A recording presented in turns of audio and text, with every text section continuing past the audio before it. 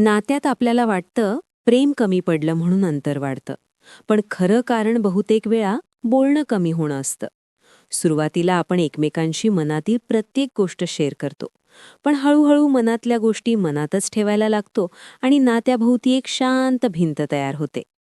एक छोटासा राग असो किंवा मोठा गैरसमज, बोललं की सुटतं. पण आपण बोलतच नाही. आपण असा समज करतो की शांत राहणं म्हणजे स्थिर राहणं. पण खरं तर शांत राहणं म्हणजे नात्याला आतून रिकामं करणं. बोलणं थांबलं की प्रेम हळूहळू फिक्कट होतं. आपल्याला कधीकधी वाटतं की तो समजणार नाही, तिला वाईट वाटेल, वाया जाईल, म्हणून आपण स्वतःचं मन बंद करतो.